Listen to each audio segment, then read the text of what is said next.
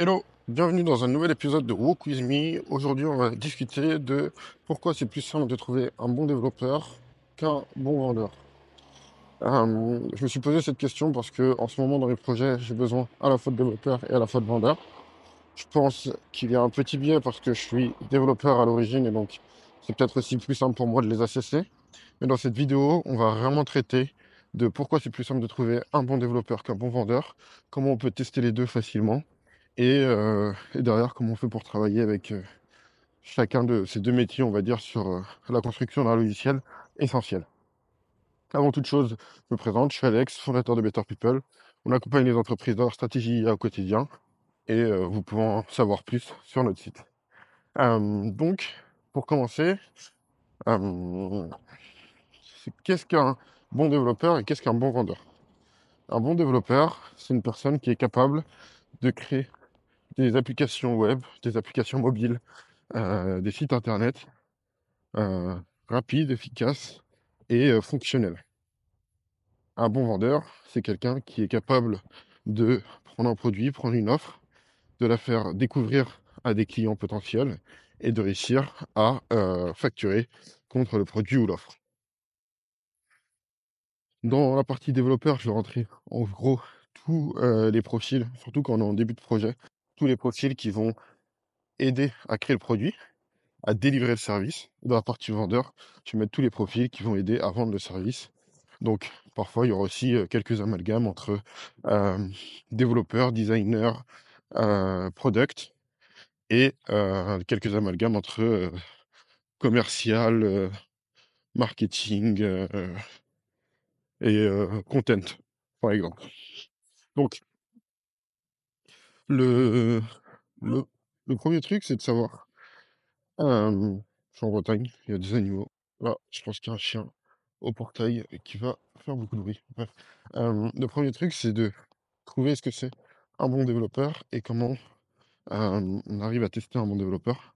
Donc, un bon développeur, c'est quelqu'un qui est capable de faire des interfaces efficaces, qui est capable de faire des produits qui fonctionnent bien. Et du coup, pour ça, un des bons critères, si vous n'êtes pas technique pour les évaluer, c'est de prendre des développeurs qui arrivent à vous simplifier les choses et à vous simplifier l'approche qu'ils vont avoir des choses. Vous pouvez avoir des très bons techniciens et des mecs qui codent hyper bien et des choses hyper complexes et hyper élégantes en termes de code. Si vous êtes au début d'un projet entrepreneurial et que vous avez des profils comme ça va être compliqué de travailler avec eux parce que vous allez pas forcément comprendre ce qu'ils font, même si ce qu'ils font peut être très bien. Et donc derrière, vous allez avoir du mal à vous synchroniser. Donc il vaut mieux à ces étapes-là, au début d'un projet ou quand vous commencez à rentrer dans la partie technique, d'avoir des gens qui savent bien vous vulgariser, qui savent faire des choses qui fonctionnent, demandez-leur sur quoi ils ont travaillé, des portfolios, de pouvoir tester des applications sur lesquelles ils ont déjà travaillé. Et après, jugez-les à leur capacité de vous expliquer simplement ce qu'ils font en code et pourquoi choisir une architecture ou une façon de faire les choses plutôt qu'une autre. Et en fait, grâce à ça, vous allez pouvoir vous projeter avec la personne. Si la personne arrive à bien vulgariser, ça veut dire que normalement, d'un point de vue code, en tout cas, elle sera capable de faire des choses qui sont pas trop compliquées et qui sont faciles à maintenir. Si jamais elle devient un peu limitée à un moment, bah, vous pourrez mettre des experts avec qui elle pourra discuter pour parfaire la partie code. Mais en tout cas, ce sera des bons profils avec lesquels commencer. Ce qui est intéressant avec le code, c'est que le bouton, à un moment, c'est très tangible et très palpable. Si vous cliquez sur un bouton, le bouton, il marche ou il marche pas. Et du coup, vous pouvez vite savoir si le site il fonctionne ou il fonctionne pas. L'autre truc aussi, c'est que vous êtes souvent client, ou en tout cas, vous pouvez vous projeter à la place du client sur les interfaces. Et donc, vous pouvez tester beaucoup plus facilement le travail d'un développeur. Et, et on se retrouve quand même à avoir, quand on fait du développement, une rigueur d'esprit qui est importante, sinon on n'arrive pas à faire nos programmes, parce que notre métier, c'est d'automatiser des tâches. Et donc, si on n'a pas une assez grosse rigueur d'esprit, ben, on va mettre un sujet d'un côté, un truc de l'autre, et puis ils vont jamais réussir à coïncider dès qu'on va faire tourner le logiciel, et ça crée un bug. Donc, il y a souvent une très bonne rigueur d'esprit. Et après, il suffit de tester dans la collaboration comment ça va se passer, et c'est souvent plus simple. Le problème, que moi j'observe, alors plus avec des potes à moi qui essayent de collaborer avec des devs, c'est que le premier, souvent ils veulent collaborer à un dev, ils n'ont pas forcément de traction, ils pensent avoir une vision de ce qu'il faut faire, mais ils en ont pas. Et du coup, ils se retrouvent avec des problèmes où ils disent que c'est la faute du dev, alors que c'est les inputs qu'ils vont donner au dev qui sont pourris. Ensuite, ils vont soit être pauvres et du coup pas pouvoir se payer les meilleurs devs, ou pingres et pas vouloir se payer les meilleurs devs, parce que la qualité a un prix. Le prix ne justifie pas la qualité, mais la qualité a un prix. Euh, et donc, ils vont se retrouver soit avec des mauvais devs, soit ils vont donner cette mauvaise input aux devs. Donc, c'est une mauvaise sensation du marché, besoin client, et du coup, on va surcomplexifier le produit. Et ça va faire que la collaboration va être compliquée et difficile avec les développeurs. Et vous pouvez créer de la frustration, avoir peur de jeter, euh, essayer de mettre trop de fonctionnalités.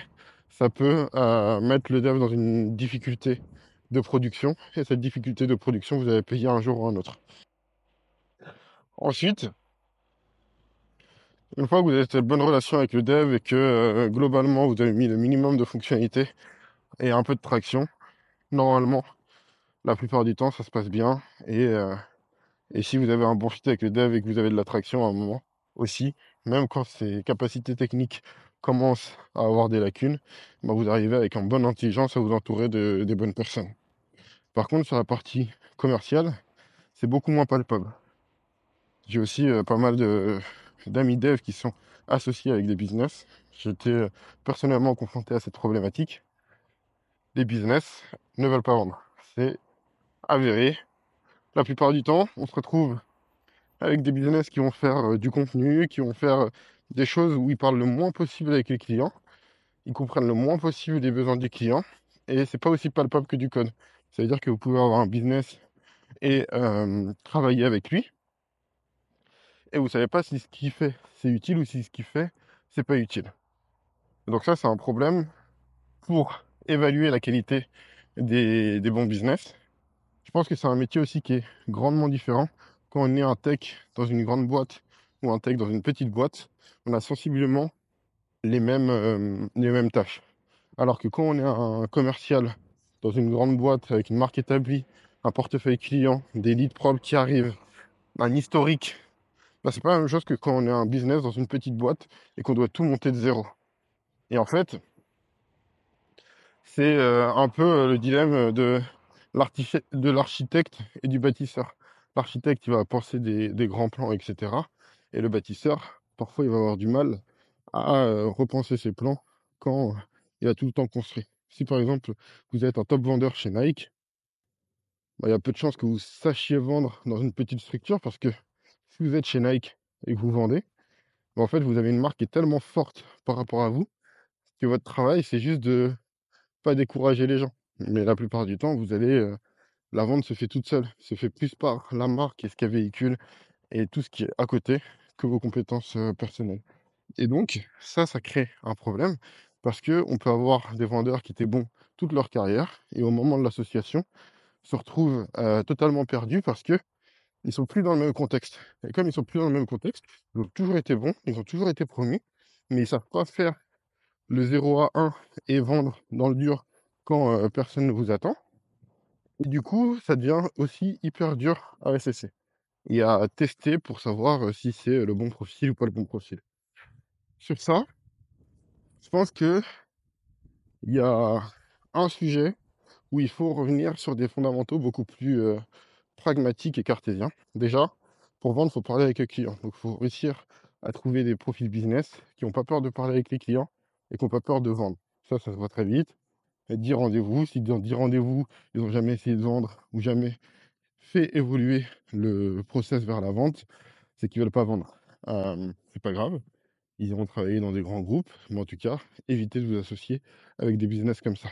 Ensuite, ça va être de regarder les efforts qu'ils mettent en entrée. C'est-à-dire que les développeurs, souvent, on a l'habitude de passer beaucoup d'heures pour peu de résultats parce que c'est notre métier, c'est dans notre formation, etc. Et par exemple, quand vous buggez sur un problème et que vous êtes un profil technique, vous pouvez passer 3 4 heures d'affilée sur ce problème. Sur les business, c'est beaucoup plus dur. Ils ont de par leur métier, moins besoin de concentration, de rétention et d'intensité. Mais du coup, ils sont aussi sur des périodes d'intensité qui sont plus corrélées avec les heures de tout le monde. Un développeur peut être de 2 heures à 6 heures travailler sans problème, alors qu'un commercial, il sera obligé d'être opérationnel de 9 heures à 19 heures parce que c'est là où il peut encore parler aux clients et qu'il peut travailler sur ces sujets-là. Et donc là, ce qui est intéressant et important d'aller faire, ça va être de justement tester euh, la capacité d'endurance et de mise d'intensité des commerciaux. Si vous avez un commercial, un profil business avec lequel vous travaillez, qui est capable en une semaine de construire sa liste de leads, qui est capable de trouver les numéros de téléphone et qui va composer entre 50 et 100 numéros de téléphone pour avoir des discussions, pour comprendre l'écosystème, pour essayer de vendre aux personnes qui pourraient être intéressées, pour venir avec des vrais feedbacks clients de personnes qui disent pas ah bah tiens le sujet il est intéressant, vous voyez une propale mais plus ok bah quand vous avez ça, moi je suis prêt à payer tant, bah là vous allez pouvoir trouver un commercial efficace euh, qui, euh, qui pourra vous aider à faire grossir votre projet. Et en fait c'est ça qui est hyper dur, c'est que trouver un développeur qui met l'effort et l'intensité pour avoir un niveau professionnel intéressant, et ben, c'est dans la formation. Alors que chez les commerciaux, c'est pas dans leur formation de base, ils sont obligés de le développer à côté. Voilà, c'était tout pour cet épisode et je vous dis à la prochaine pour un prochain épisode de Beaucoup de Me. Salut!